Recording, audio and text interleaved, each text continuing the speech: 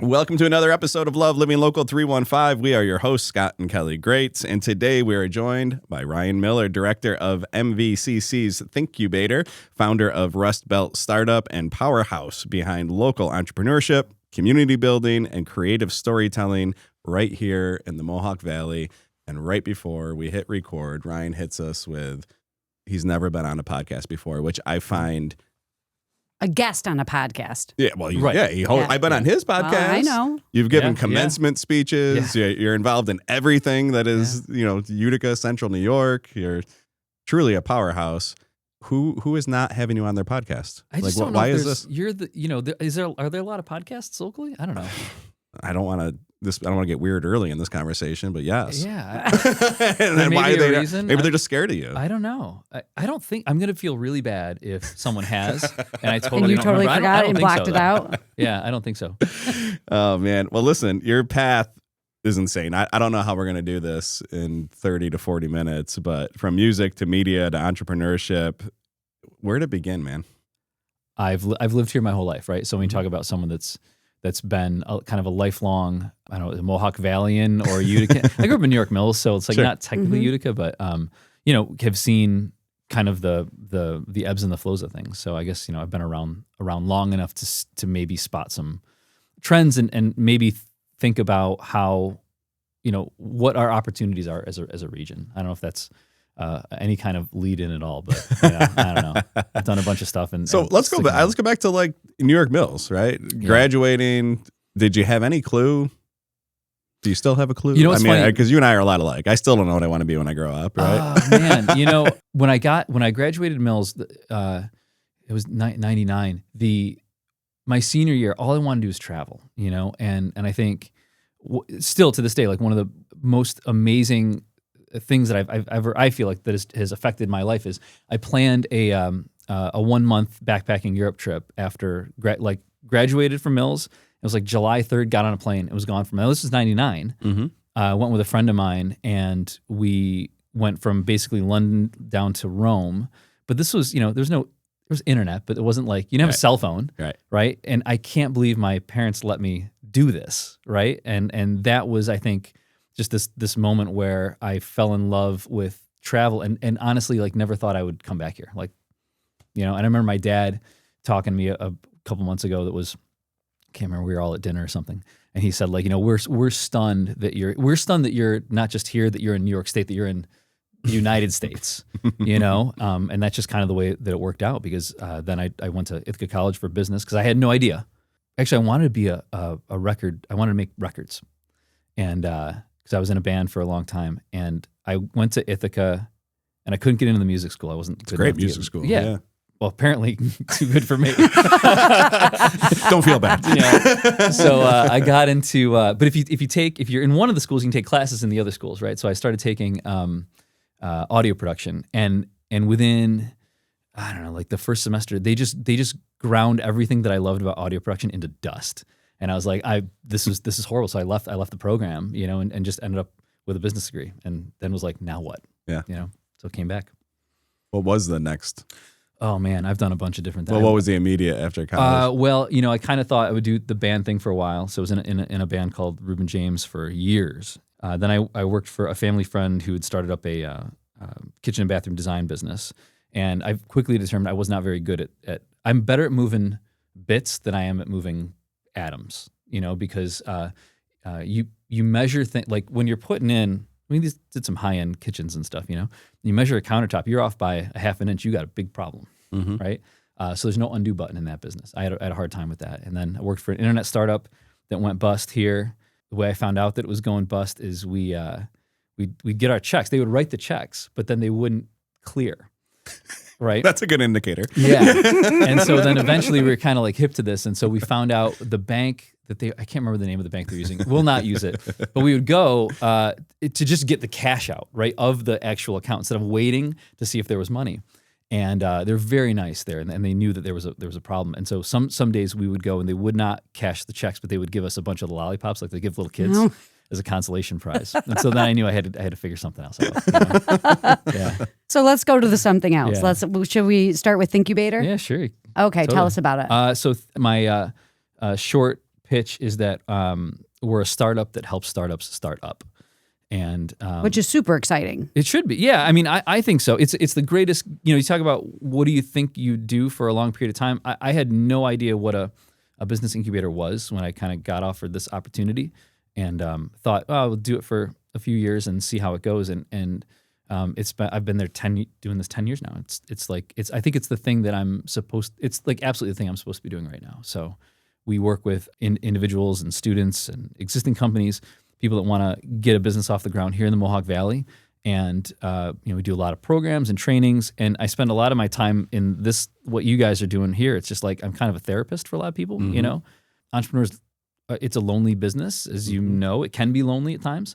And so you just need a set of eyes or a person to talk to help you unblock things. Or a person to ask for help. Totally. For sure. Like, I think this next generation is more entrepreneur in nature than our generation was. And the thing I love about it, they're not afraid to ask for help. Yeah. Whereas before it was like, oh my gosh, I can do everything myself and I don't need your help. Afraid to try things. Exactly. Take risks.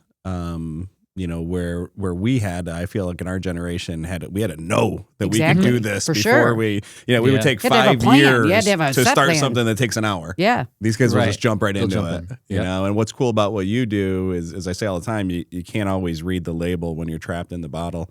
And a lot of these young entrepreneurs, they have thoughts and ideas, but they're in the bottle and they're passionate about their dream and vision. And then someone like you can come in and see it in a little different light and add some perspective. Which is pretty awesome. Yeah, I try not to crush them. One of the things that happened a lot is, so I get the two main questions I still get. One is, hey, can you give me some money? Right? No, I don't have any money. That's an easy one. It's like, do you have any grants? I can give you lollipops. Right? Lollipops. I think there's a misconception out there that there are tons of grants out there for these small for-profit businesses. They're just not. Like, you got to have some skin in the game. And then the second question I used to get all the time was, so what do you think? Is this a good idea or a bad idea? And I used to tell people. And now I absolutely do not, because I think it is doing a disservice to folks, because what do I know? You know what I mean? Like, if I say it's a bad idea, but this is your dream, you're just going to get upset at me and going to go try to do it anyway. And if I tell you it's a great idea and it fails, this is my fault. Right. And so I don't. My job now is I try to figure out, how do we create a version of this business that we can test quickly and cheaply, and like the market's going to tell you if this is a good idea, right? That's kind of where I've landed. And then you adapt, and to your point, if you say it's a bad idea, it might be a bad idea. But how can you make it a good idea? Now, right? But that doesn't kill the vision and the dream, right? Yeah. And how many times does the final product, if there is such a thing, it looks so much different than where it all started. Oh, 100% of the time. And frankly, that's why consulting work is the best, because you can never be wrong. Yeah, right. Yeah, ask McKinsey, right? Yeah, but it's also, to your point though, it's when I look at a lot of folks that want to do a knowledge-based business or a digital-based business, there's never been a better time to do it, because it's the overhead is low, right? Like if you said, hey, I want to start a podcast studio, I want to start a coffee shop. Like, great, we're going to have to get you like $90,000 in funding. Like, that is so hard. Yeah. And I think sometimes folks have the picture in their mind of the thing that they want to do, but what we have to do is the version 1 before we can get to version 5. Because it just is so expensive. Expensive. Talk about Thinc. Let's stay there for a minute, because it's an amazing space, right? Owned by MVCC. So who can visit the space, who can utilize the space, who can take advantage of the programs? Like, I know it's an MVCC facility, but do you have to be tied to the college, or can this anybody? Is funny. I tell everyone we're like Puerto Rico. Like, some people think we're part of the union, some people think we're not part of the union. So anyone can utilize it. Everything's appointment only. So we kind of got like two ways to work with this. One is the Small Business Development Center is also in there. They're a great resource. You're trying to start a business or work on business plans, getting loans and lending, like that is their superpower. And they do a fair amount of advisement too. I think, I tend to work with people that are like, I got this idea, right? Like, where do we start? So a lot of times people will work with me on, I run these Wednesday night boot camps called Refinery. That's over 6 weeks. We're going to just kind of kick the tires on this idea. And folks that launch or are making progress, they can apply to be an incubated company if they go through a program. Basically, what that means is I'm going to work with you for up to a period of 3 years, and you can utilize the facility at no charge. And there's some data share and stuff like that, and you got to be growing, and but that's part of our grant structure. The other way is that if you just want a space to work that's really cool and meet some nice people, we have a co-working program that is just a fee for service, and we give you a key to the building and you set up shop there. So we've got about 43, 44 folks that are just coworkers that pay us a fee, and that's where they do their business. Which is huge because COVID definitely changed the way a lot of people do business. Yeah. So many people work remote, but in a situation where they need to meet with a client or something, they don't want them in their home. Correct. And so this offers them the space that they need for a professional environment, maybe not Monday through Friday, but once or twice a month. For it's sure. 24/7. Well, it could be, but I'm just saying a lot of people don't have that need to be in a professional setting every day. Every day. So that's awesome. It's a space where that's exactly, I think you hit the nail on the head. It's people that want that professional vibe, but they don't want to work necessarily at a coffee shop every day. And what we found too is there's a lot of folks that are there that become the first customers of other people that are there, which is kind of cool. The networking. Yeah. For sure. But I launched this in see, the thing is, it's like in my line of work, I very seldom meet people that are just like, hey, I quit my job, I'm starting a business. Let's go, right? Most people that I work with are working 1, 2, sometimes 3 jobs, right? And they see entrepreneurship as a way to better their economic circumstances. Maybe I could do this and then leave one or two of my jobs. But the consequence of that is that they're busy during the day. Right, so a lot of my programs, my boot camps are at night, and I work with a lot of people. There's a lot of cars from parking lots at lunchtime, right? Because people are trying to figure this out. And I started the co-working part of it in it's 2017 maybe, and no one understood it. They'd come in and they'd say, "This is great. Where would my office be?" I'm like, "Well, anywhere you want." And they'd be like, "I don't." It's like Southwest, right? People just can't figure out how to get on a Southwest plane. Open seating, right? Whatever you want. And it just bombed. And then we obviously shut down. But COVID, I think it pulled the future forward. Yeah. And now everybody gets it. For sure. Yeah. And there's such a unique. You have everything. You have recording studios, you have soundproof rooms, you have conference rooms, you have dedicated offices, you've got open space. You can get your mail there. You can. Right. Yeah. I mean, so it's a great location on Broad Street. It's great parking, and it's modern. Right. Yeah. I mean, just the vibe is so cool. I still use so many pictures that we took with the wall and the backdrop. I love your mantra of relationships rather than resumes. Talk a little bit about the who instead of the how, right? Because you get a lot of questions around the how, and you can help a lot of people with the how, but the who gets a little confusing for people. Yeah. So how do you integrate the relationship aspect into the entrepreneurial journey? Yeah, I think I'm going to hedge a little bit because my wife is in career services at MV, so she's really good at the resume part. I'm bad at that. But also I think, and I'm using just myself as an example, almost all of the best opportunities that I've had, and I'm the luckiest dude I know. I just am. Have come through relationships and not. I joke, I'm not qualified for anything on paper. You know what I mean? I couldn't run a Denny's, and it's been through building relationships and kind of playing that long game of meeting the right people, asking some of the right questions, and just being willing to don't let perfect be the enemy of good. Sometimes I meet a lot of young people and they're like, I need to go here now.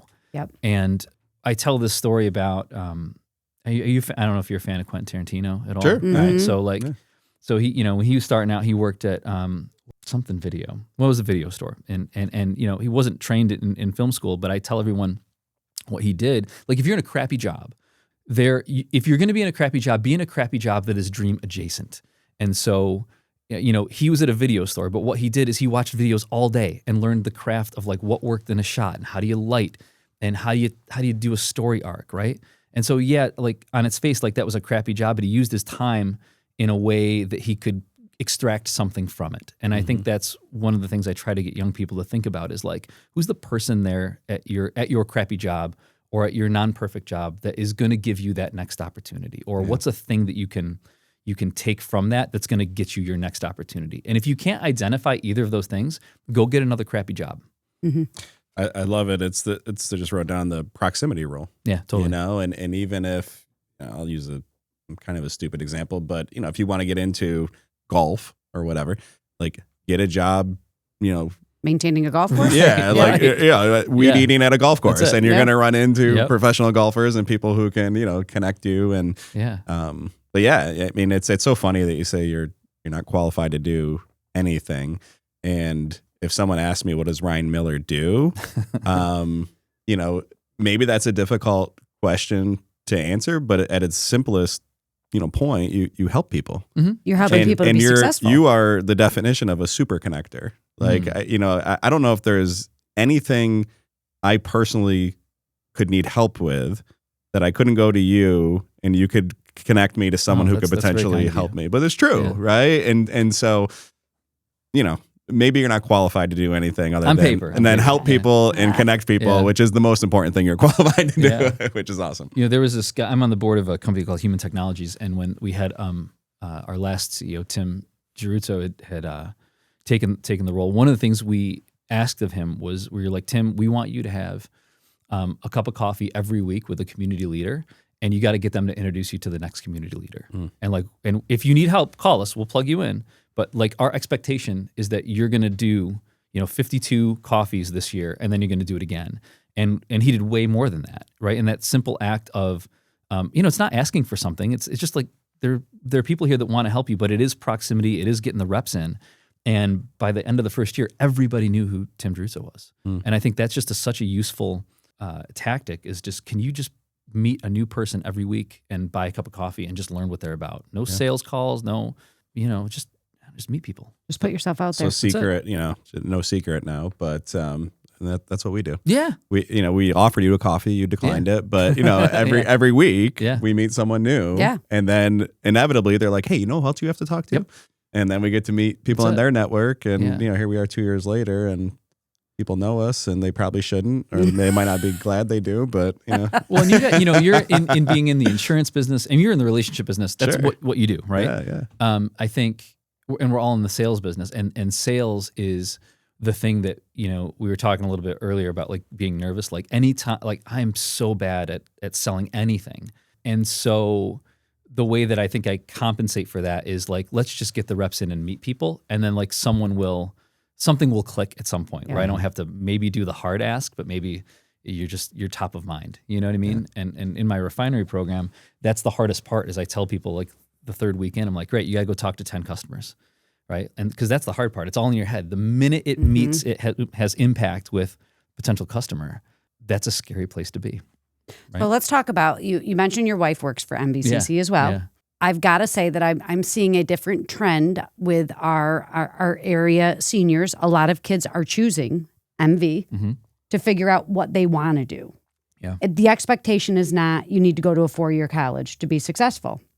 Do you find yourself working at Thincubator with a lot of kids, or do you find people that are mid-age that know that they're not happy in their corporate world and they know they need to make a change? That's 90% of it. That's what I was thinking. 90% of it. Okay. And there's a lot of different reasons. You hit different life stages, and you just have a moment where you're like, what am I doing? Yeah, and sometimes it's economics. Sometimes it's, we got 2 little kids. Like, more often than not, it's like it's flexibility. People just need more flexibility, and there is a little bit of a conflation sometimes with, is this my dream or is this a business? Right. And they're 2 different things. Like, I meet a lot of people that want to do a retail location. They love the idea of owning a boutique. Right. And I'm like, that is the hardest thing one could possibly do. Yeah. Right. Yeah. Especially nowadays. Yeah. Right. And when you start unpacking it, it's like, well, so do you understand that this needs to be a giant volume business, that you need to sit at a physical location all day or pay someone to do it? Right. It's just harder and harder to do it. But they like the idea of the picture in their head of owning it. Right. Yeah. It's because it's not a bad idea, but it's not in most cases, it's not a great economically sound idea in most cases, for their time, for sure. Time. Yeah. When we talk entrepreneurship, you're in an interesting spot because you're a W-2 employee. Right? No, I'm not. Oh, you're not. Okay, I'm sorry. Yeah. So the college just you're contracted. Yeah. So in contract, which a lot of people are now. I didn't realize. Okay. Yeah. So when I got this opportunity, they had said, well, it's because of grant funded. So that was like, I was scared, number one, right? Yeah. And they're like, well, you got to quit your job, start a company, and we'll put you under contract. Okay. I was like, I don't know how to start. Like, I was going to help people start companies. I don't know how to do this. Here's your test, Ryan. Right? Can you do this, and then we'll contract you. So I, got my brother who's a CPA, and he helped me through it. And yeah, so I technically run my own. So I'm a W-2 employee of my own company. Okay, right. Okay. All right. But yeah, it's been on contract, and that's great because you have a lot of that flexibility. It's kind of like here's the goalpost, like figure out how to get there. I really like that challenge of like just figure it out. But the other side of that is, contractors just Latin for no health insurance and no retirement. You know what I mean? Must be nice. So oh, that's what everybody says. Must be nice. Yeah. So there's these other challenges that you got to kind of figure out. So is that how Rust Belt startup started? Yeah. Well, technically, the company is Ryan C. Miller Enterprises, but it just needed to do something, right? And then it's long, can't fit on a check, it's dumb. And, and so I just, like a few years in, when I was starting to do, when I wanted to do the podcast, I was like, I got to get a different name, And so I worked with Ryan McGrogan Design, and he came up with a logo. And then I've slowly like shifted that branding and everything in. And it's funny, I worked with another marketing company, and there's always this like, so what are you? Are you Thincubator? Are you Rust Belt? What are you? And so Rust Belt Startup has kind of evolved into the podcast and like my freelance and consulting. But the interesting thing that the marketing team that I work with came up with is they're like, nobody cares about Rust Belt Startup. Everyone knows you. Mm-hmm. And so the distinction the unlock for me was they said, well, it should be Rust Belt Startup by Ryan Miller. I was like, that's it. Because they're like, you're the brand. You should just own it. Like really, Rust Belt Startup's never going to be a team of people, I don't think. Well, and that Scott preaches that all the time. That's where the world is going, is you need to build your brand with your name to set you apart from other companies that are doing exactly the same thing. Yeah. So talk about the podcast. Yeah. So it was, we were, talking a little bit offline earlier, where I think we started in a similar spot where I was, I've been doing this entrepreneurship development for years, and it's just like when you want to get better at basketball, you got to keep playing with people that are better than you. Mm-hmm. And so I was trying to build my network with folks that were just like really world-class, or like, A players and B players. I'd reach out to people on, at that time, Twitter and an email, and just be like, hey, can I pick your brain? I mean, you probably get that a lot too. Yeah. And I'm like, someone wants to pick my brain. I don't have time for anyone to pick my brain. But I was on the other side of that. I'm like, can I pick your brain or buy you a cup of coffee, right? And many people just said, oh, that's just Latin for free consulting. Right. And they're like, no, I'm busy. Or sure, you can hire me. Here's what I offer. And I was just trying to expand a network and just get to know people that I think are much more astute at what I was doing than I am. And I got a lot of no's. And then I was like, well, you want to be on a podcast? And they're like, yeah, let's do it. And so that was buzzword right now. And so that's kind of how it started. It was literally just a Trojan horse. When I first started, I'm like, I don't care if anyone ever listens to this ever, because it was just an unlock for me to build my own personal network. Because I think once you spend an hour with someone talking, like, we got context now, right? Yeah. Like I'm not going to feel bad at all, like texting either of you after this. Like we know each other now. So that was kind of where it started, and it just kind of went from there. Yeah. So it's a passion project. Yeah. And it's awesome to learn from other people. Like, totally. I mean, you could Google something, you could read a book, but to have a conversation with someone, so much more meaningful. 100%. Yeah. So I teach relationship marketing, right? And take it to the next level, being strategic and intentional, turning your relationships into revenue. And people are always like, I get the, I get it.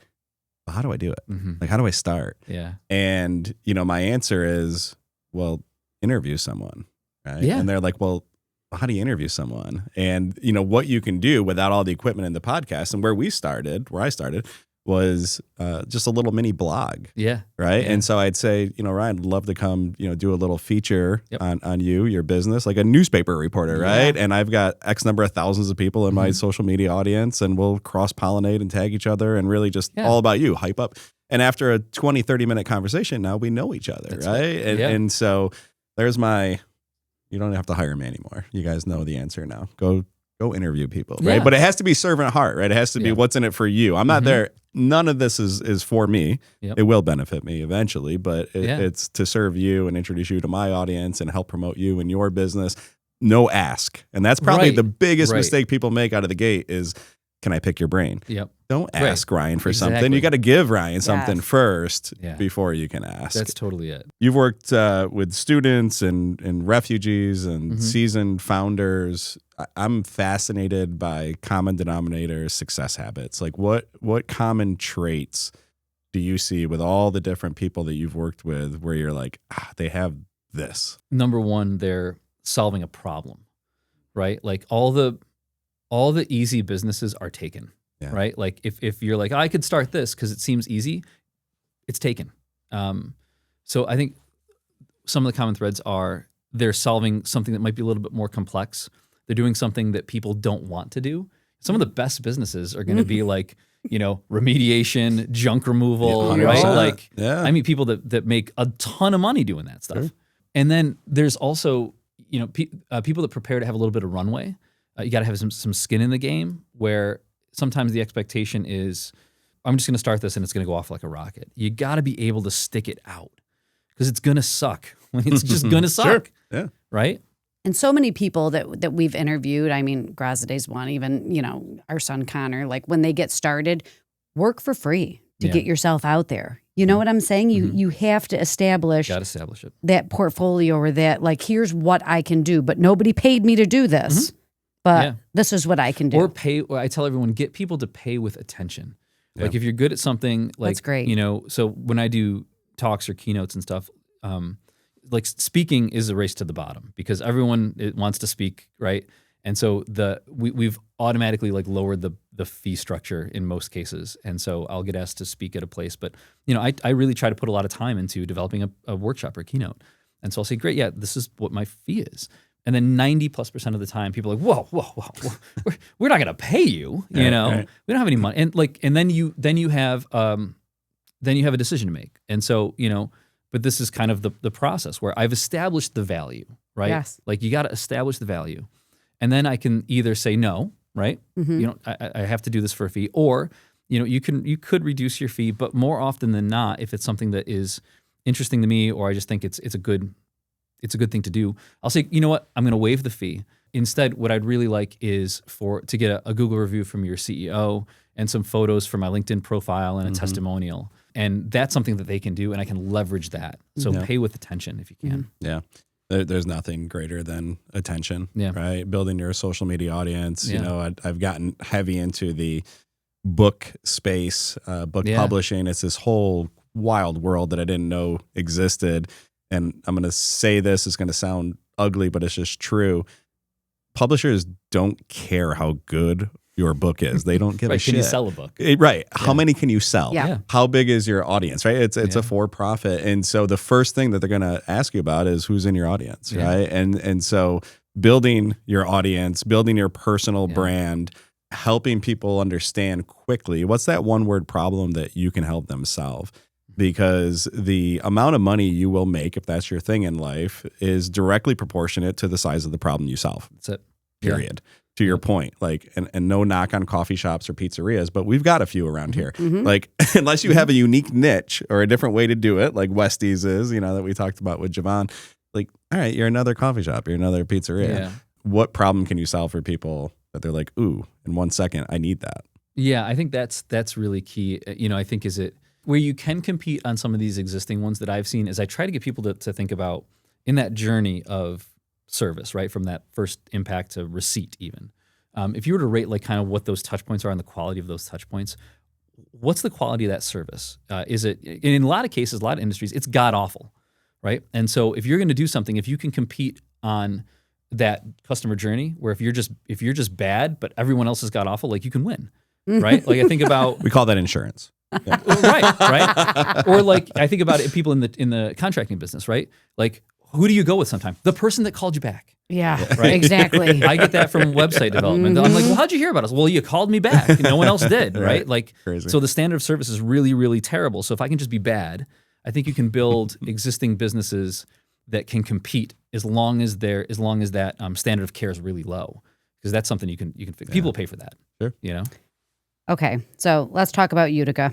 A lot of people assume you need to be in a big city to launch something meaningful and successful. How do you counter that belief through like us being located in Utica?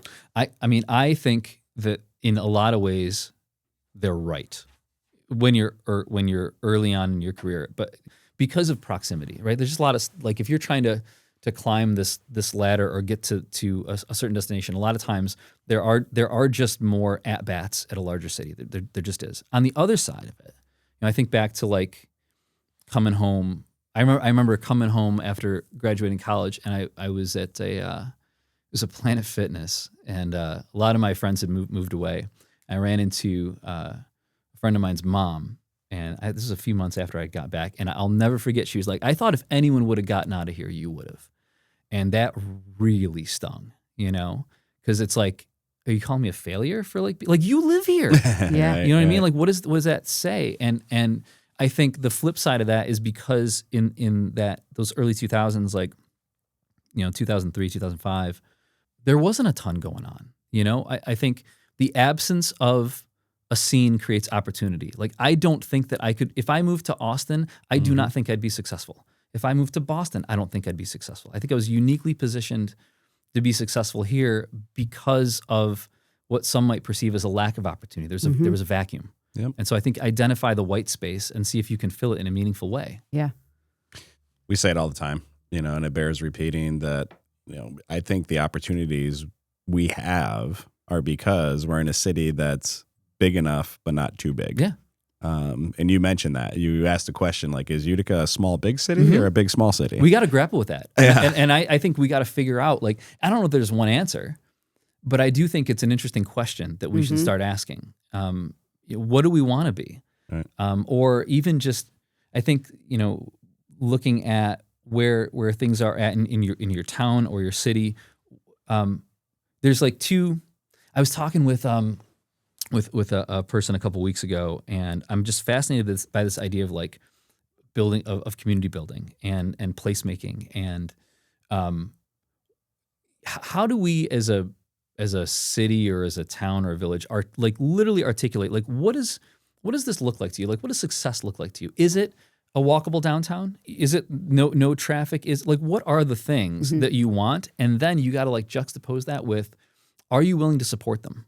Because it's one thing to say, man, I wish we had a bunch of coffee shops, but if you haven't gone to patronize them, there's a gap here. Disconnect there. Yeah. Right? You got to make, and I don't like the term of like support local businesses. Like, you still got to be good. But I do think it's both sides of this. You got to have the people that are willing to build it, but you have to have people that are willing to invest their time, their money, their talent, their treasure. Yeah. That's a hard thing. Mm-hmm. What do you see as the next opportunity here?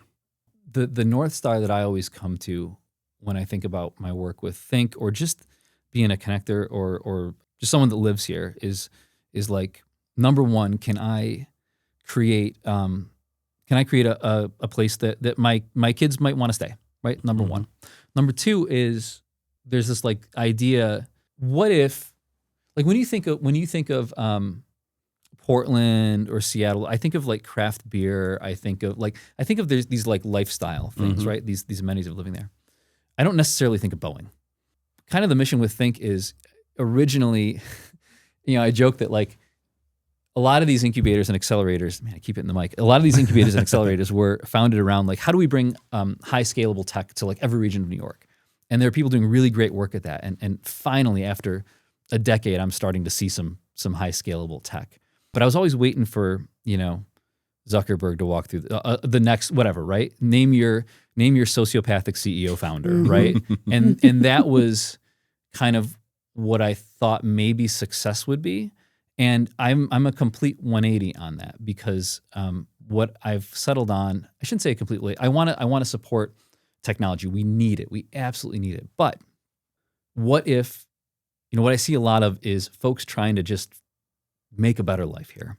What if I can be successful in seeding 50, 60 small businesses that are culturally significant? I don't mean like ethnically culturally significant. I mean, contribute to the culture of what it means to live in the Mohawk Valley, right? my kind of thesis is if I can help make that successful, that's going to create a place that other people want to come to and that larger businesses want to invest in. So it's kind of like doing it from the bottom instead of doing it from the top. Yeah. Because there are a lot of great people doing it from the top. Like they got that covered, right? Yeah. Edge is doing that. Like everybody's doing that. But I'm trying to do it from the bottom. So maybe we can meet in the middle. Yeah. So I see that opportunity is like, how could you in theory make the Mohawk Valley literally the greatest place in the entire country to start a small business, right? Like, what does that look like? Yeah. We can debate that, but that is our North Star, I think, is a really interesting question. I don't know if we've ever really hashed that out. Like, where's the greatest place to start a small business in America right now? How do we do that? Right. Yeah. And I love the word culture, and you're right. And I appreciate you defining that. It's not ethnicity. It can be a part of it, but it's like office culture, right? When you walk into a place for an interview, right? Do you feel it? It's the feeling the that vibe, you get. you know, and like, oh, this is a warm, welcoming, inclusive, like happy place. Like I want to go to work there, right? And how do you build a community that when people are a part of it, they feel it? And we have that. We do. We right? definitely, the and people know how do here- you scale it? And I'm telling you, people are passionate about this area on both ends of the spectrum. You get people that are passionate about the great things that we think that we have to offer. And then you get people that are passionate and that are just negative. And it's hard. You got to kind of block them out. Yeah. They're just angry and there's nothing good here and whatever. But we do have passionate people in this in this area. Yeah. And that growing, are proud to be from here. So my question is, for someone sitting on a great idea but unsure where to start, what's your advice for their best first step? Oh, that's a great question. I think my advice is where I start with all of my folks that I'm working with on the boot camp is, instead of saying, this is my idea, can you reframe it in terms of, this is the problem I solve for this kind of person?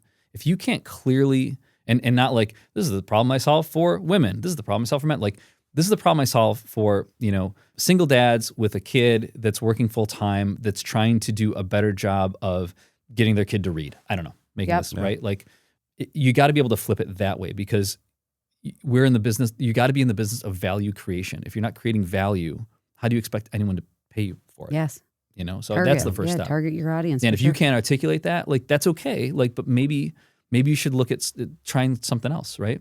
Or I look at, I tell a lot of college students, every time, like, get a notes app. I call it 99 Problems, and every time you're like, damn or crap, like, why are you having that reaction? Write down why you're having that reaction, because there's a problem that you need to solve, and then try to cross-reference that with, like, would I pay someone to solve that?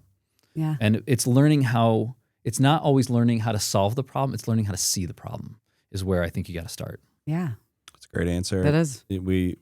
I talk a lot about creating your perfect customer avatar, which is what you just described. What does he or she look like? What are, their age, their income range? What do they like to do, outside of work? What are they passionate about? Give that avatar a face, give that avatar a name. Yeah. And, then as you go through your life, you start looking at things differently, like you just mentioned, like, hey, Anthony, the avatar, would appreciate this or needs this. And, or not even that, but just like for me, what I took from that is like, okay, what frustrates me throughout my day? What would make my day so much easier and so much better? Like if I could figure that out, who did you see that the creator of Spanx there?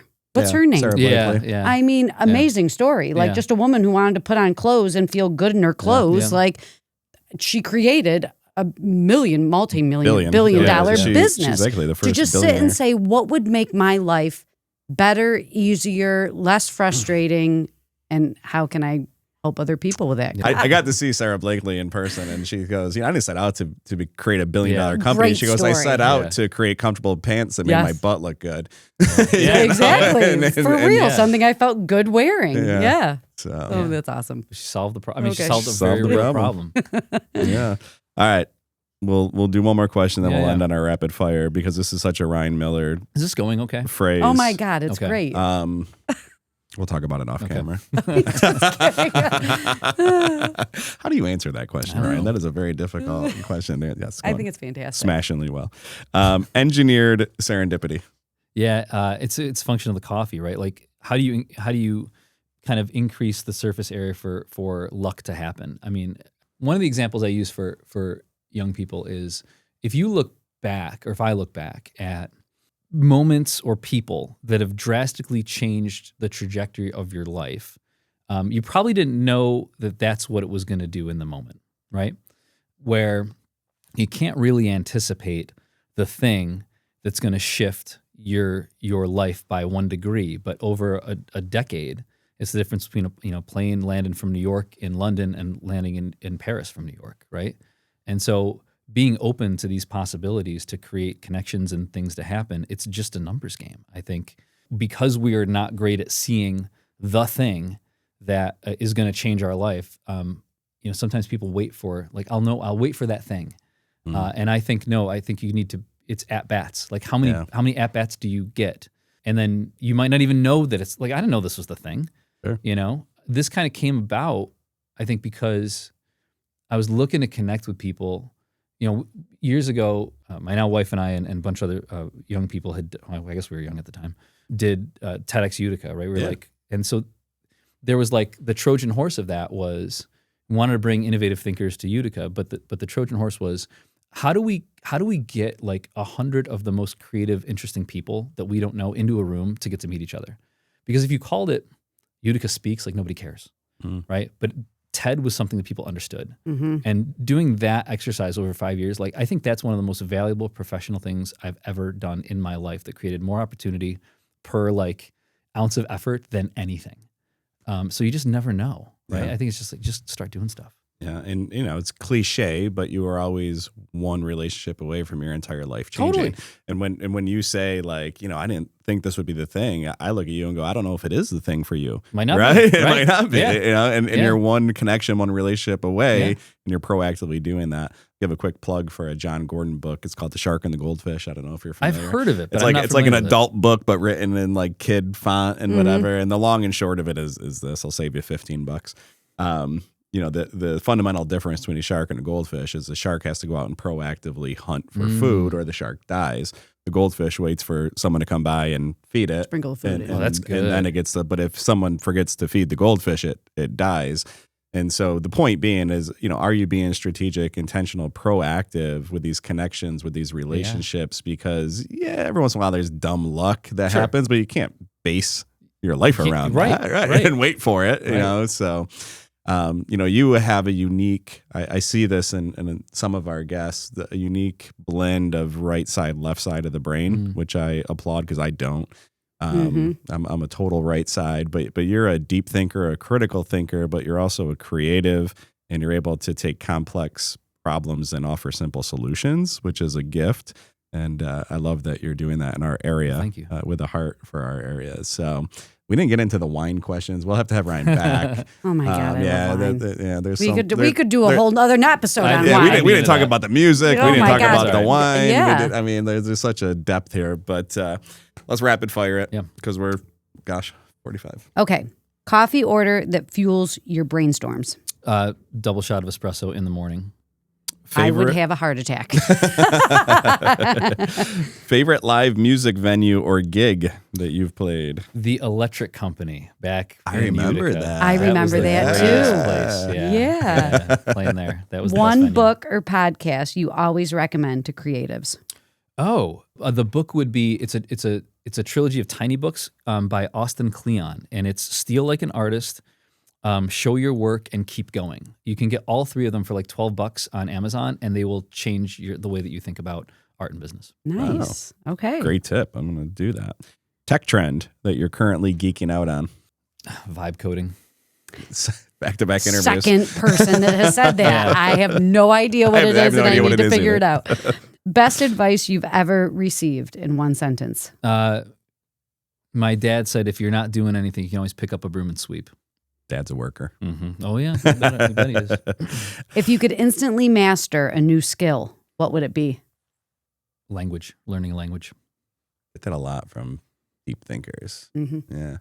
What's one word that sums up your vibe or mission right now? It's going to be 2 words. Just keep going. Yeah. keep going. So many trends, I right? know, right? We just had that Nemo reference. Just keep swimming. Just keep swimming. Just keep swimming. Yeah, it's one of my favorite. From Tony Robbins. He might have stole it from someone else, but in life, you're living or dying, right? It's the Shawshank, right? Yeah. There is no neutral. You're either going forward or backwards. So keep going, keep swimming. Ryan Miller, I don't even want to label you as MVCC or Thincubator or Rust Belt because you're so much more than Call me whatever you want. So appreciate your time, man. Thank you very much.